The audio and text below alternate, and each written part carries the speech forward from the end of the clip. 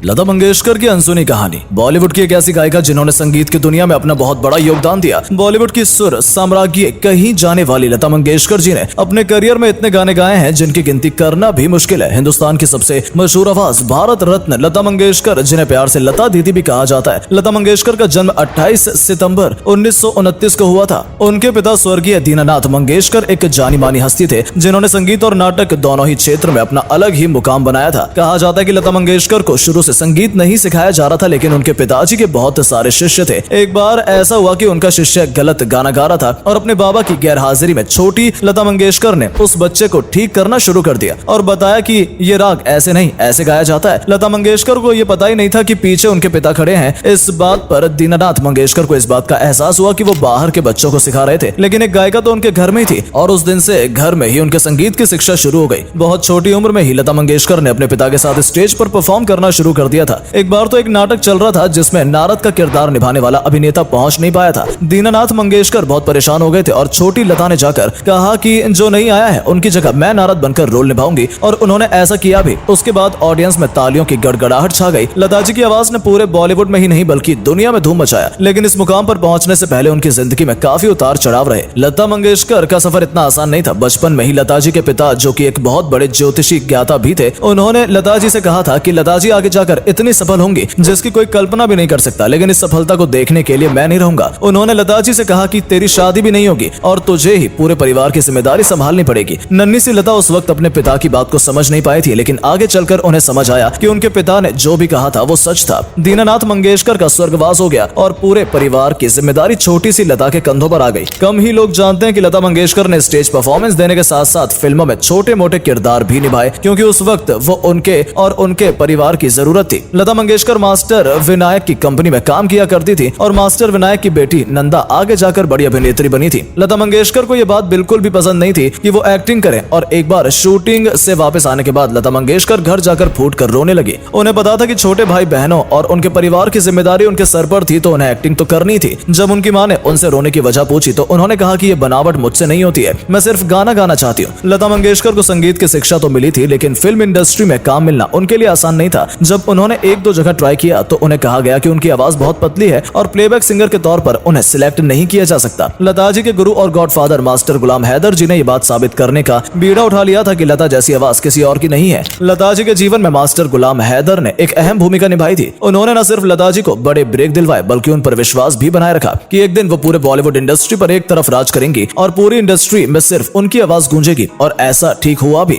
लता मंगेशकर जी ने अपने पूरे फिल्मी जीवन में एक से बढ़कर एक संगीतकारों के साथ काम किया, चाहे वो मास्टर गुलाम हैदर हो, नौशाद साहब हो, शंकर जयकिशन हो या फिर मदन मोहन साहब। उन्होंने सभी के साथ काम किया। बदलती पीढ़ी में लता जी ने आर.डी. बर्मन, लक्ष्मीकांत प्यारेलाल, कल्याण जी, आनंद जी के साथ भी काम किया और इंडस्ट्री को बहुत मशहूर गाने दिए। लता जी इकलौती ऐसी गायिका थी जिन्होंने कहा था कि गाने की रॉयल्टी गायक को ही मिलनी चाहिए। रिकॉर्डिंग के पेमेंट के बाद भी जब तक वो रिकॉर्ड बिक रहा है उसकी कमाई का कुछ हिस्सा गायक के हिस्से में भी आना चाहिए, लेकिन प्रोड्यूसर इस बात के खिलाफ थे। राज कपूर साहब ने तो यहाँ तक कह दिया था कि लता, मैं तुम्हें रॉयल्टी नहीं दे सकता क्योंकि मैं यहाँ बिजनेस करने आया हूँ। इस बात पर लता जी ने भी जवाब दिया कि अगर आप बिजनेस करने आए हैं तो मैं भी यहाँ रानी बाग में घूमने नहीं आई हूँ, और उन्होंने अपनी बात मनवाई भी। ये बात बहुत कम लोग जानते हैं कि लता मंगेशकर बतौर संगीतकार भी काम कर चुकी हैं। उनके ऊपर बहुत दबाव था कि उन्हें म्यूजिक डायरेक्टर बनना चाहिए, लेकिन लता जी संगीतकार बनकर दूसरे संगीतकारों के साथ प्रतिस्पर्धा में नहीं पड़ना चाहती थी, इसलिए उन्होंने अपने शुभ चिंतकों की जिद पर नाम बदलकर संगीत दिया। मराठी फिल्म राम राम पावनम बतौर संगीतकार लता जी ने अपना नाम रखा आनंद घन, और ये राज तब खुला जब स्टेज पर बार बार आनंद घन नाम पुकारा जा रहा था और लता जी वहां मौजूद होते हुए भी स्टेज पर नहीं जा पा रही थी, क्योंकि वो लोगों के सामने जाहिर नहीं करना चाहती थी कि उन्होंने अपना नाम बदलकर इस फिल्म में संगीत दिया है। लेकिन लता जी को अवार्ड लेने मंच पर जाना ही पड़ा और उनका ये राज भी खुल गया। ये बात भी बाद में जाकर पता चली कि 60 के दशक में जब लता जी एक मुकाम हासिल कर चुकी थी तब उनकी तबीयत बहुत ज्यादा खराब हो गई थी। मौत के मुंह से इन्हें बाहर निकाला गया था और डॉक्टर ने कहा था कि कोई इनको धीमा जहर दे रहा था, और डॉक्टर की बात बिल्कुल सही थी। उनका खाना बनाने वाला ही उन्हें हर रोज धीमा जहर दे रहा था, जिसकी वजह से लता जी की जान भी जा सकती थी, लेकिन उन्हें बीमार पड़ते ही उनका रसोइया भाग गया। अवार्ड के मामले में तो लता जी ने कई कीर्तिमान स्थापित किए थे, चाहे वो पद्म भूषण हो, पद्म विभूषण या फिर भारत का सर्वोच्च सम्मान भारत रत्न, उन्होंने सभी अपने नाम किए। अगर बात फिल्म फेयर अवार्ड की करें तो लता मंगेशकर जी ने फैसला कर लिया था कि अब नए गायक गायिकाओं को मौका मिलना चाहिए, और एक वक्त के बाद उन्होंने अवार्ड लेने से ही इनकार कर दिया था। लता मंगेशकर जी एक हंसमुख प्रतिभा थी जिन्हें फोटोग्राफी का बहुत शौक था। ये बात भी सच है कि लता मंगेशकर जी ने शादी नहीं की थी। उन्होंने हमेशा कहा था कि मेरे परिवार परिवार में मेरे छोटे भाई बहनों के बच्चे भी मेरे खुद के ही बच्चे हैं। इंडस्ट्री में हर संगीतकार के साथ लता मंगेशकर की ट्यूनिंग खूब जमती थी, चाहे वो SD बर्मन हो या फिर उनके बेटे RD बर्मन या फिर नए वक्त के संगीतकार जतिन ललित और AR रहमान। लता मंगेशकर में हर दौर, हर रूप में और हर तरह के गाने गाए हैं। चाहे किसी भी मूड का गाना हो, लता मंगेशकर जी की आवाज हर गाने पर फिट बैठती थी और यही कारण है कि उनकी आवाज सीधे लोगों के दिलों तक पहुंचती थी। जब भारत और चीन का युद्ध हुआ था और बहुत से सैनिक शहीद हो गए थे, तब लता मंगेशकर जी ने एक ऐसा गाना गाया जिसे सुनकर आज भी हर एक की आंखों में आंसू आ जाते हैं। ऐ मेरे वतन के लोगों, जरा आंख में भर लो पानी, जो शहीद हुए हैं उनकी जरा याद करो कुर्बानी। इस गाने को सुनकर तत्कालीन प्रधानमंत्री पंडित जवाहरलाल नेहरू भी रो पड़े थे। लता जी के बारे में ऐसा भी कहा जाता है कि वो इकलौती ऐसी गायिका थी जो गाने के शब्दों को सुनकर गाना रिकॉर्ड करती थी, यानी कि अगर गाने में कोई भी आपत्तिजनक शब्द हो तो वो उस गाने को गाने से इनकार कर देती थी। गजलें हो या फिर प्यार भरे गीत, जोशीला गीत हो या फिर मौज मस्ती या चाहे दर्द भरे गीत हो, लता जी ने अपनी आवाज में सभी गानों को सजाया है और हम सभी के लिए यादगार बनाया है। 6 फरवरी 2022 को मुंबई के ब्रिज कैंडी अस्पताल में लता मंगेशकर जी ने 93 साल की उम्र में अपनी आखिरी सांस ली। वो काफी समय से बीमार थी और इसी के चलते उनका निधन हो गया। लता जी तो हमें छोड़कर चली गई, लेकिन उनके द्वारा गाए हुए गाने हमेशा हमारे बीच में जीते जागते रहेंगे। लता जी को बॉलीवुड इंडस्ट्री का रत्न माना जाता है और कहा जाता है कि लता जी जैसा गायक ना तो आज तक हुआ है और ना ही हो पाएगा। लता जी ने एक गाना गाया था, नाम गुम जाएगा, चेहरा ये बदल जाएगा, मेरी आवाज ही पहचान है, हर याद रहे। और उनके जाने के बाद इस गाने के ये बोल सच